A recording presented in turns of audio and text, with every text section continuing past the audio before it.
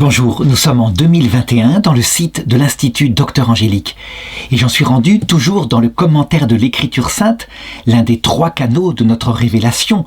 Eh bien, j'en suis rendu au chapitre 13 de la 2e épître aux Corinthiens qui conclut cette épître et qui, je crois, va permettre de comprendre à quel point la pastorale, celle qu'utilise saint Paul, est variable. Elle peut être améliorée, mais il y a certains éléments qui, par contre, je crois, tant que nous sommes sur Terre en tout cas, ne varient pas.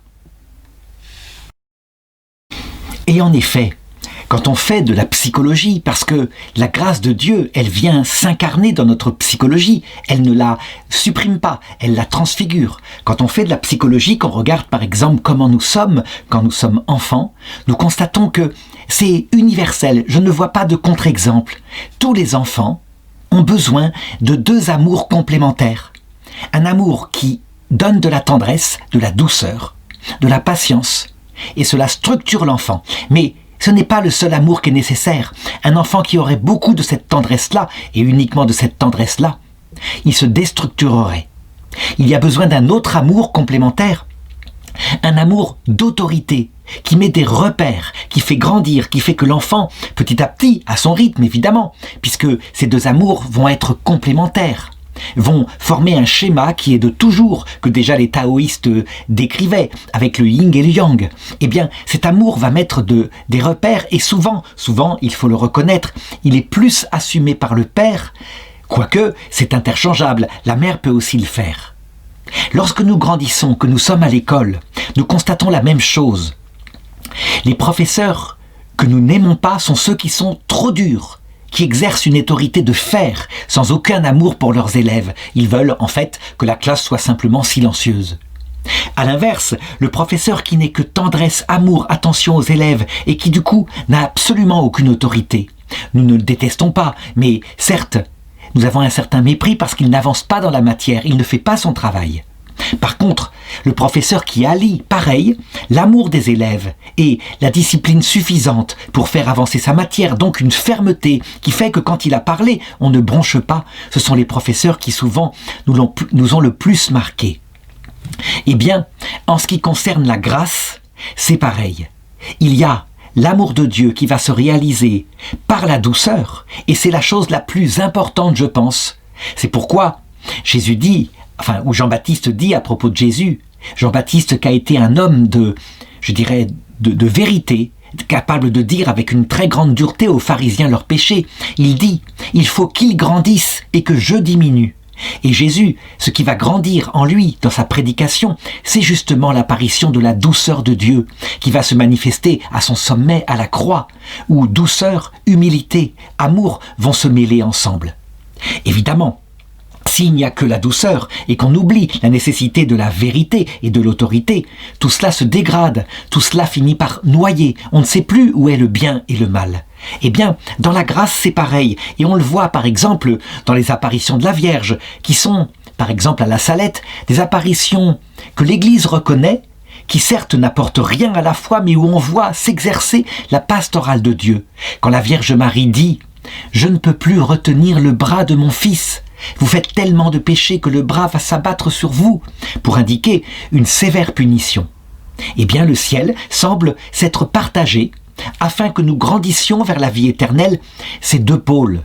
La douceur par la maman, celle que Jésus nous a donnée à la croix, la Vierge Marie, qui n'est qu'une petite personne humaine, mais qui l'a élevée à ce rôle-là.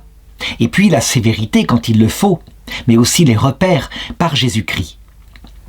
L'excès d'amour qui comprend tout, qui pardonne tout, comme le disait saint Paul. L'excès d'amour fait qu'on se noie, on ne sait plus où est le bien, où est le vrai. L'excès d'autorité, c'est comme un glaive, ça frappe, et ça fait qu'on est blessé, on est même révolté par les prêtres qui exercent comme ça. Par contre, l'amour uni à l'autorité, donc ces 2 pôles de l'amour, c'est véritablement ce qui nous rapproche du Christ, et c'est sans doute ce qui caractérisera le Christ dans son apparition à l'heure de la mort. En lui s'uniront vérité et amour.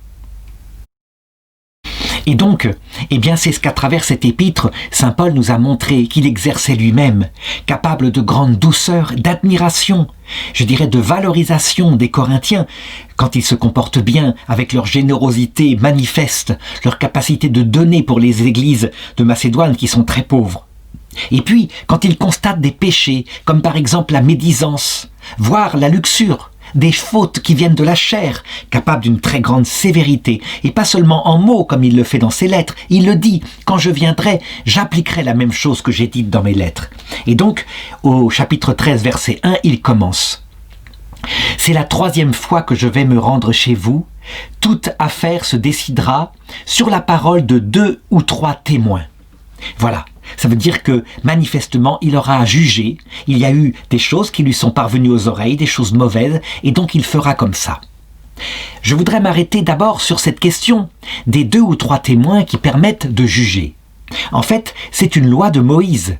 Moïse l'a instituée. Quand 2 témoins se présentent, l'affaire est entendue, et on peut accuser comme ça d'adultère quelqu'un. Cette loi de Moïse est une loi primitive. Elle est absolument imparfaite. Comment je peux le dire ? Eh bien, d'abord, premièrement, parce que Dieu lui-même le dit. Dans Ézéchiel, « Je leur ai donné une loi mauvaise qui ne sauvait pas. » Mais Dieu a béni la loi de Moïse. Pourquoi ? Parce qu'elle était adaptée à un peuple primitif. Le peuple hébreu, dans sa base charnelle. Et donc la loi mauvaise était adaptée au caractère primitif de leur mentalité. À un moment donné, après l'exil à Babylone, eh bien, les prophètes, et en particulier le prophète Daniel, va montrer à quel point cette loi peut être détournée. Elle ne suffit pas. C'est l'affaire de Suzanne. Suzanne, une jeune fille mariée, très pure, très limpide, qui est convoitée par 2 juges, des juges de la loi d'Israël, qui se rendent compte qu'ils ont la même idée, et qui lui demandent de coucher avec eux, sous peine de la dénoncer. Elle est évidemment dans un enfer spirituel. Va-t-elle coucher avec eux ? Et donc déshonorer son mari, sa vertu, ou va-t-elle crier et alors mourir parce que les 2 témoins seront écoutés ? Elle sera donc menée à la mort, mais fort heureusement, Dieu éveillera sur le chemin de la mort l'esprit de Daniel qui était alors adolescent et qui dira « Je suis innocent du sang de cette femme ». Au nom de Dieu, si bien que, pétrifiés, les gens s'arrêteront devant une telle audace, et Daniel va instaurer ce qu'on appelle l'instruction. Une instruction, ça veut dire on sépare les 2 témoins, on les interroge chacun de leur côté, on demande des détails précis. Sous quel arbre a-t-il eu lieu cet adultère ? À quel endroit précis ? Comment était le jeune homme ? Et on confronte les témoignages. Si les 2 témoins, évidemment, se sont mis parfaitement d'accord, on ne les coincera pas. Mais si, jamais, ils n'ont pas veillé à cela, parce qu'ils étaient trop confiants, ils pensaient que la loi de Moïse suffisait, alors ils se contrediront ce qui est arrivé. Et donc on peut dire que la pastorale juive et puis la pastorale chrétienne elle-même ne se contentent pas de ce qui est là donné par saint Paul, qui est simplement, je dirais, un avis pastoral, donc modifiable, variable au cours des temps. Si jamais on chosifiait ce décret pastoral de saint Paul, tout se décidera sur 2 ou 3 témoins. On n'aurait pas avancé dans l'Église. C'est ce que font les musulmans avec la charia en disant « Elle vient de Dieu, il ne faut pas la changer ». Enfin, certains musulmans, les salafistes. Les juifs n'ont jamais agi comme ça. Ils ont fait évoluer leur loi, et encore après Daniel, sous forme de la loi moderne de l'État d'Israël actuellement. Eh bien l'Église, elle va faire pareil. Le droit canonique ne se contente pas de 2 témoins ou 3. Il faut les confronter. Il faut une instruction. Il y a ce qu'on appelle des commissions rogatoires. C'est calqué sur le droit romain. Certes, le droit de l'Église actuellement n'est pas ce qu'il y a de plus parfait. Il peut être contourné. Par exemple, souvent, on fait trop confiance aux témoignages écrits et en fonction de l'autorité de celui qui écrit, on va croire a priori forcément un évêque. Or, un évêque peut mentir. Et l'enquête doit donc être à charge et à décharge. C'est une chose essentielle qu'on a vu l'Église appliquer après la grande crise qui l'a secouée, la crise de la pédophilie vers 2000. À un moment donné, c'est une panique totale. Il faut dire que les évêques avant, étouffaient toutes les affaires pour protéger l'autorité de l'Église, sa réputation. Ils sont condamnés, certains d'entre eux, par la justice pour cela, pour avoir simplement déplacé le criminel. Et du coup, dans une panique totale, ils se mettent à accuser, à tout va, sans preuve. Et il y aura même des suicides de prêtres parfaitement innocents. Le pape François, en 2010, 18 va émettre un document en disant bien et en rappelant le droit. Lorsqu'il y a dénonciation par 2 ou 3 témoins, on commencera par le faire en secret. On déposera la chose devant des gens qui ont le moyen de faire les enquêtes, le procureur du roi ou de la République en France. Et l'enquête, on la laissera faire. S'il y a crime, cette dénonciation sera là. On écartera discrètement le prêtre pendant un certain temps, sans en parler, sans faire étalage de quoi que ce soit. Si l'enquête n'aboutit à rien, il sera rétabli et personne n'aura rien su. Et si l'enquête aboutit à des preuves, une vraie condamnation, par la justice civile, alors le prêtre sera mis dans un procès canonique qui aboutira à un jugement qui sera non seulement civil ou pénal par l'État, mais qui sera canonique. Donc on le voit, la justice, elle doit véritablement chercher, indépendamment de l'acception des personnes, la vérité. Et donc, dans les épîtres de saint Paul, la pastorale peut varier, peut s'améliorer, alors que le dogme de la foi, la doctrine universelle, elle est définie et elle est pour tous les temps et pour tous les lieux. Verset 2. Je l'ai déjà dit à ceux qui ont péché précédemment et à tous les autres, et je le redis d'avance aujourd'hui, que je suis absent. Comme lors de mon second séjour, si je reviens, je serai sans ménagement. Puisque vous cherchez une preuve que le Christ parle en moi, lui qui n'est pas faible à votre égard, mais qui est puissant parmi vous, certes, il a été crucifié en raison de sa faiblesse, mais il est vivant par la puissance de Dieu, et nous aussi, nous sommes faibles en lui, bien sûr, mais nous vivrons avec lui, et en puissance, par la puissance de Dieu, à votre égard. Examinez donc vous, pour voir si vous êtes dans la foi, éprouvez-vous vous-même, ne reconnaissez-vous pas que Jésus-Christ est en vous, à moins peut-être que l'épreuve ne tourne contre vous. Voilà, c'est ce que j'avais dit en introduction. On le voit, dans le comportement pastoral que saint Paul promet, il y a fermeté. Donc la vérité et la sanction. Ce sera là. Mais évidemment, attention, tout cela dans la douceur.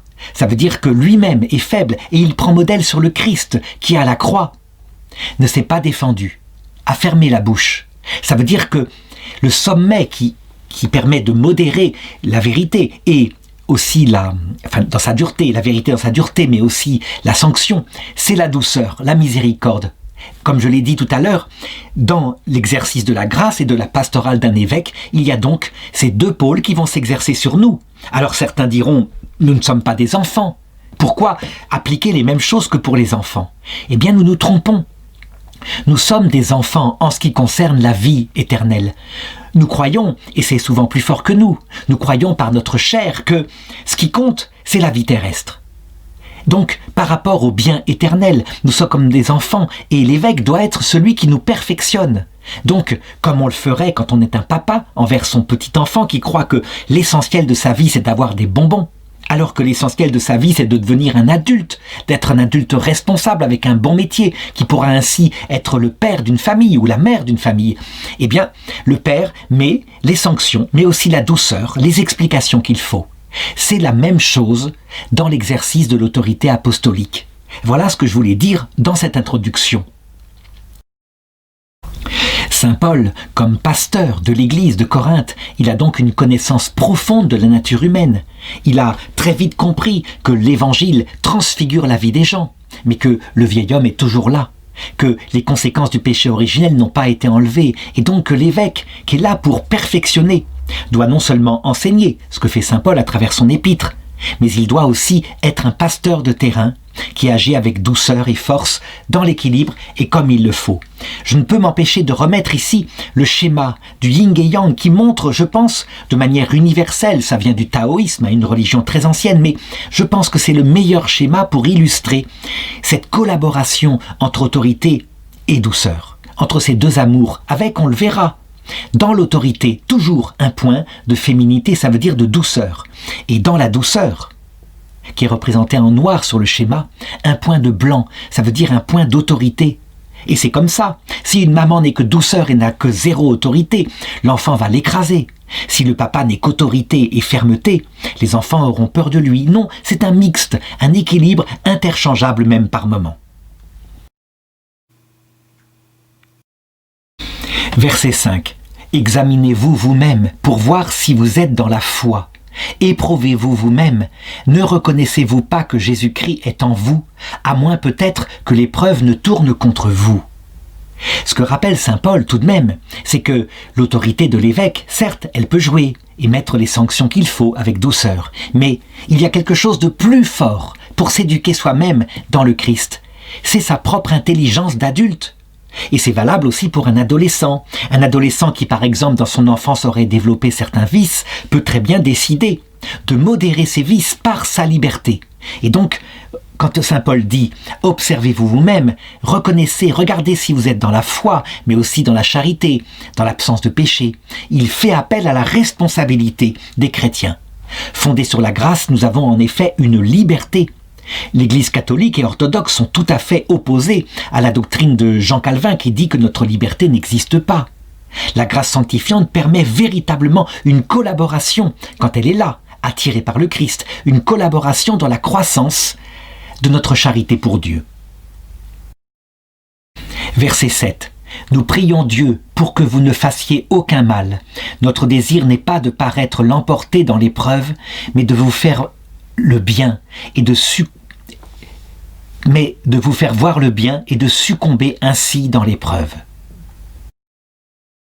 Donc la traduction là est bizarre. Évidemment, il ne leur demande pas de tomber, de succomber dans le péché lorsque la tentation vient, mais plutôt, je dirais, de vaincre l'épreuve en développant davantage d'humilité, de se servir de l'épreuve pour cela. Donc il faudrait voir quel est le texte grec, je ne l'ai pas là, mais peu importe. Quelquefois, quand quelque chose comme ça est difficile à comprendre, il faut évidemment être capable de comprendre ce que veut dire le texte. Donc, succomber dans l'épreuve, si c'était ça, a un seul avantage. C'est que quand on est orgueilleux, le fait de tomber dans une épreuve moins grave que l'orgueil nous manifeste notre propre misère. C'est vrai, ça peut avoir certains avantages et quelquefois on le voit dans l'Écriture, le Seigneur peut tendre des pièges à l'orgueilleux, non pas pour qu'il tombe définitivement, mais pour qu'il tombe et que du coup il découvre qu'il n'est qu'un pauvre pécheur. Verset 8. Car nous n'avons aucun pouvoir contre la vérité, nous n'en avons que pour la vérité. Ça, c'est encore très important. L'Église catholique n'a pas le pouvoir de changer l'Évangile. Elle est certes mue par l'Esprit Saint, mais elle ne fait que enseigner et garder dans sa plénitude, de développer aussi par sa réflexion, c'est ce qu'on appelle l'approfondissement du dogme, la vérité qui a été entièrement enseignée par Jésus-Christ. Durant sa vie terrestre, la totalité de la révélation a été donnée, puis elle a été mise par écrit jusqu'à la mort du dernier apôtre, Saint Jean, vers l'an 90 après Jésus-Christ. L'Église catholique, elle ne se fonde pas que sur ses écritures. Le Christ n'a rien écrit, mais certains ont écrit pour lui. Elle se fonde aussi sur sa tradition, ça veut dire l'enseignement qui s'est transmis ainsi, d'évêque en évêque, de fidèle en fidèle, et qui continue à être porté de manière vivante par l'Esprit Saint. Donc, l'Église a un ministère dans la vérité, et nous devons croire, nous, comme catholiques, que même si tous les serviteurs de l'Église tombaient et abandonnaient la vérité, il y a quelque chose qui est absolument infaillible, un rocher, qui est l'enseignement magistériel de l'Église. Ça veut dire les conciles unis au pape, et puis les papes quand ils définissent des doctrines universelles de la foi. Ce charisme repose sur la personne de Pierre dans ces cas-là. Et donc c'est fondamental. Je veux dire par là que si un jour tous les évêques abandonnaient l'Évangile, nous aurions alors toutes les définitions données par le magistère infaillible et nous devrions le garder. Verset 9. Oui, nous nous réjouissons quand nous sommes faibles et que vous êtes forts. Ce que nous demandons dans nos prières, c'est votre affermissement. Voilà pourquoi je vous écris cela, étant absent, afin de n'avoir pas, une fois présent, à user de sévérité, selon le pouvoir que le Seigneur m'a donné pour édifier, et non pour détruire. Là encore, ce sont des phrases importantes. Quand un évêque est obligé d'utiliser la sévérité, ça ne doit pas être arbitraire. L'expérience montre qu'il ne faut pas croire que la grâce d'État est donnée à chaque fois à tous les évêques. Ce n'est pas vrai. La grâce d'État peut être donnée en ce sens que si quelqu'un subit un évêque qui est arbitraire, évidemment cette épreuve pourra peut-être le fortifier dans l'humilité. Mais quelquefois, Quand des évêques se comportent arbitrairement, l'Église a compris qu'il fallait utiliser une pastorale particulière avec le droit canonique. Il est fait justement pour protéger, parce que l'Église le sait très bien. Le péché est partout. Combien d'évêques, au lieu de construire, d'édifier l'Église, à cause de leur pulsion personnelle, de leur besoin de pouvoir par exemple, ou d'argent, c'est arrivé, eh bien l'ont détruite, ou alors pour la gloire, ont écrasé des gens qui leur faisaient de l'ombre. Les évêques sont comme tous les hommes, ils ont leur propre péché. Comment devons-nous agir face à une autorité, un évêque qui se comporte comme cela? Je l'ai dit plusieurs fois, il y a deux manières. La manière des contemplatifs qui consiste à dire « j'accepte l'humiliation ». Ça marche pour ceux qui n'ont pas charge d'âme, qui ont consacré leur vie dans la contemplation. En étant écrasés par une autorité mauvaise, qui peut être le supérieur du monastère, alors, véritablement, ils offrent leur souffrance comme le Christ à la croix. Ils peuvent le faire parce qu'ils n'ont pas charge d'âme. Si par contre quelqu'un a charge d'âme, et que quelqu'un d'abusif, une autorité abusive, lui commande soit de prêcher une hérésie, soit de commettre un péché.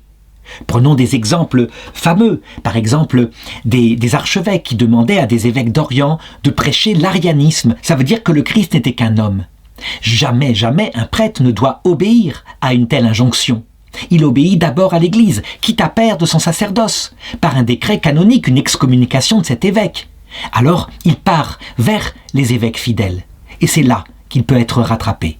Maintenant, évidemment, il y a possibilité de porter une plainte si ça arrivait. Et j'ai connu un prêtre qui l'avait fait à cause d'un évêque qui supportait pas une des doctrines qu'il enseignait et le Vatican a donné raison au prêtre. Donc le droit sert à ça. Autre chose, si un évêque ou une autorité ou un supérieur religieux commandait un péché, comme par exemple, bien prenons l'exemple typique, de livrer aux Allemands par sécurité pour le couvent, de livrer aux nazis pendant la Seconde Guerre mondiale, de leur livrer les réfugiés qui se sont cachés dans le monastère, des réfugiés juifs par exemple. Alors dans ce cas-là, le religieux ne doit pas obéir, bien sûr. Son supérieur fait une faute et il doit soit exfiltrer les réfugiés et arriver à les mettre qui se réfugient ailleurs, soit reprendre son supérieur avec véritablement beaucoup de sévérité en lui disant « si vous faites ça, votre âme est en danger ». Donc on le voit, l'autorité n'est pas absolue. Quand on a charge d'âme, on ne se permet ni hérésie, ni péché. Et donc on voit des exemples de saints comme Saint Jean Bosco ayant charge d'âme, ou le bienheureux Père Brisson, qui se sont canoniquement et réellement opposés à des supérieurs abusifs. En l'occurrence, Saint Paul, à cette époque-là, n'a pas tout ce droit, cette gestion de la pastorale qui est donnée, mais lui, il agit pour le bien de l'Église. Donc, il peut le faire, véritablement, et je crois qu'on ne s'est pas trompé, c'est véritablement un saint. Dans le commentaire de cet épître, j'ai souvent abordé ce problème de l'obéissance parce que c'est un problème très complexe. Très simplement, il faut se rappeler que finalement, l'obéissance dans l'Église est l'acte de personnes libres qui l'ont choisi et qu'elles sont tenues au même devoir que l'obéissance dans l'armée, même si c'est pas le même motif. Dans l'armée, on obéit pour le bien de la patrie, mais dans l'Église, on obéit pour renoncer à sa volonté pour le Christ. Mais cette obéissance n'est pas absolue, elle est commandée par la charité et la foi, et donc si un ordre formel qui est faux, qui est contre la foi et la charité, ou même contre l'espérance, est donné, on ne doit en aucun cas lui obéir. C'est quelque chose qui est important. L'obéissance n'est pas quelque chose d'infantilisant. Même pour les jésuites, qui pourtant font un vœu particulier d'obéissance absolue au pape. Eh bien, je l'ai dit, Saint Pierre Canisius, devant une bêtise d'un pape de son époque, n'a pas obéi, il a raison. À partir du verset 11, Saint Paul va conclure son épître en rappelant tout de même qu'il ne peut pas terminer sur, ces menaces de gronder les Corinthiens, qu'il faut toujours se souvenir que ce qu'il y a de premier et de dernier, et ce qu'il y aura de premier et de dernier quand nous verrons le Christ, c'est l'amour de ce salut immense dont il a parlé au début de son épître, et il conclut par là, cet amour gigantesque, cette bonne nouvelle qui est source de joie. Les fruits de l'Esprit Saint sont la joie parce que nous avons un tel Sauveur que c'est magnifique. Et donc il le dit, « Au demeurant frères, soyez joyeux, affermissez-vous, exhortez-vous, ayez le même sentiment, vivez en paix, et le Dieu de la charité et de la paix sera avec vous. » Les fruits du Saint-Esprit, qu'est-ce qu'ils sont? En fait, ils sont des effets de cette bonne nouvelle que notre intelligence comprit, qui a développé en nous la vertu de charité, donc on aime forcément un si grand bienfaiteur que le Christ. Et donc ces effets provoquent dans notre cœur une série de qualités, comme naturellement, un peu comme si on était tombé amoureux de la plus belle des jeunes filles qu'elle nous aimait en retour. Les fruits de cet amour extraordinaire qui est ainsi réalisé vont être la joie, la paix, parce que on sait qu'elle sera toujours fidèle, mais aussi, je dirais, l'allégresse, toutes sortes de sentiments comme cela. Eh bien, il se passe la même chose avec le Christ. Saint Paul cite ici, comme fruit du Saint-Esprit, la charité, alors que j'ai dit que la charité, c'est une vertu théologale. En réalité, le mot charité a plusieurs sens, et l'amour, quand on aime par exemple cette jeune fille, et qu'elle nous répond par son amour, va provoquer encore un plus grand amour, et une joie d'un amour qui grandit. Donc l'amour peut être aussi un fruit de l'amour. C'est ça qui est très curieux. En réalité, tout ça est source de joie, de paix. L'amour fraternel aussi, verset 12. « Saluez-vous mutuellement d'un saint baiser, tous les saints vous saluent. » Ça, c'est fondamental aussi, ça fait partie de la bonne nouvelle. Nous ne sommes pas simplement des singletons avec le Christ. Donc ce Christ qui est notre sauveur, notre seul rédempteur. Nous le savons. Le Christ, il est mort pour chacun d'entre nous, et donc sa plus grande joie, c'est de faire de ceux qui s'abaissent devant lui des co-rédempteurs avec lui. Je l'ai dit plusieurs fois, les protestants s'opposent à ça, ils pensent que ça enlève de l'honneur au Christ. Pour les catholiques et les orthodoxes, c'est au contraire la preuve de son immense humilité. C'est la plus grande gloire du Christ que de faire cela, de confier, je dirais, les rôles, la sainteté, le chemin qui nous conduit à la sainteté à ses amis, à ses serviteurs. La Vierge Marie en particulier, qui est la reine de son cœur. Donc, la charité va être un fruit, la charité fraternelle est un fruit du Saint-Esprit. Ça veut dire que quand on comprend que Dieu aime notre prochain et même nos ennemis, jusqu'à donner sa vie pour eux, alors on ne peut que les aimer et se réconcilier et faire la paix, etc. Et il termine comme ça, la grâce du Seigneur Jésus-Christ, l'amour de Dieu et la communion du Saint-Esprit soient toujours avec vous. C'est ce qu'on appelle une doxologie. Elle sera souvent reprise dans les grandes bénédictions de l'Église et même à la fin des oraisons, parce qu'elle cite le Dieu unique dans ces trois personnes.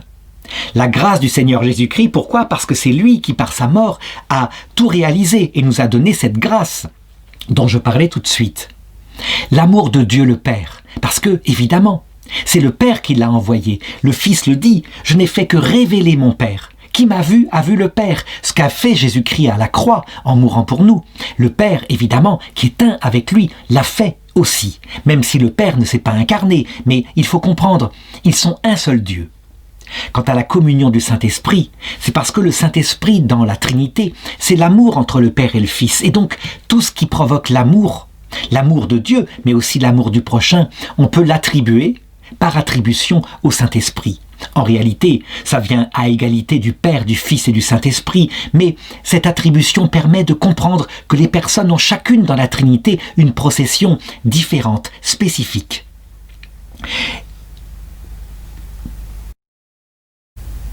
Voilà, je termine là ce commentaire de cette épître si riche parce que empreinte de doctrine, mais aussi de pastorale. Et puis, où Saint Paul fait des confidences très profondes sur sa propre vie, ce qui est génial dans une lettre, parce que c'est pas seulement un traité. Il y met son cœur, il y met sa personne, il y met ses larmes, il y met ses douleurs, il y met la grâce qu'il a reçue avec le Christ, qui l'a converti, il y met sa propre faiblesse, les chardes dans sa chair. Une très belle épître donc.